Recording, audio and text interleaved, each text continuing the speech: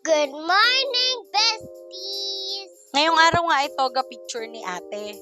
Ito nga't ako na lamang ang nag-ayos ng kanyang hair and makeup.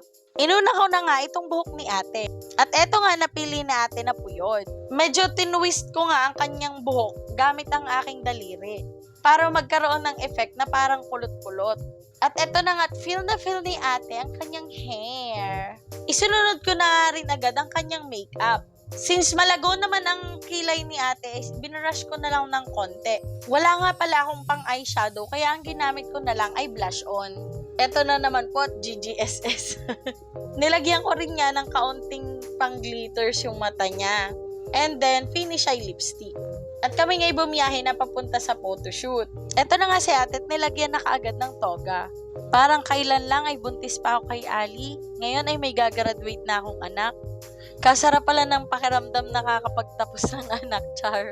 At hindi pa nga doon natapos. Ito nga kahit nakalabas na kami ng studio, ay feel na feel pa rin niya ang kanyang makeup. Bibihira ako kasi siyang ma-makeupan, so kaya siguro tuwang-tuwa siya nung may makeup siya. Dinaanan nga lang namin sa classroom ni ate yung kanyang assignment at kami nga pala ay pupunta ng Balitok. Pandalas na nga kami dyan. Hi, guys! Ito namang si Albi, ayaw niya ipaalis yung laruan sa kanyang leeg. Feel na feel niya yung kanyang kwintas. Eto nga't may pinagpapahili pa sa ate na assignment daw niya. Pagkalagpas nga namin ng puting kahoy, ay ako naman ang nag-drive. Medyo marunong na nga pala akong mag-drive, pero ayoko talaga dun sa may puting kahoy at ako'y kinakabaduhan doon. Madami kasing curve doon at medyo hindi pa ako sanay sa mga paliko at kinakabahan pa rin ako na baka makain ko yung lane ng kabila. Mga bestie, akala nyo lang mabilis yan, pero napakabagal ko pa mag-drive dyan. Eto na nga't umabot na rin kami sa Kalatagan. Uuwi na naman nga sa Bayang Sinilangan, ang feeling main character. Eto nga si ate ay believe na believe sa pagdadrive ko. Dali mag-drive si mami. Thumbs up ka. Now like the button on the YouTube. So just click here. Just click here. Abangat may pagkindat pa ang ate. Feeling yata ni ate umakyat kami ng Baguio sa sobrang bagal ng panahon namin. Sorry. Feeling ko nga ay na sobrang inip na si ate sa pagdadrive kong ito. Buti na nga lang din at kakaunti lang ang mga sasakyan.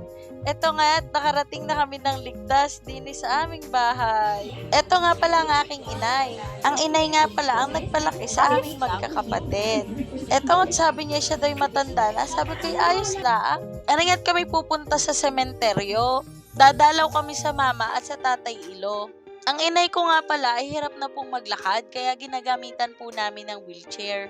Eto nga tuwang-tuwa na naman ang inay kasi makakagala na naman daw siya. Sa mga hindi po nakakaalam, ang inay Iling po ay lola ko sa father side. Alam nyo na kung saan ako nagmana ng kadramahan.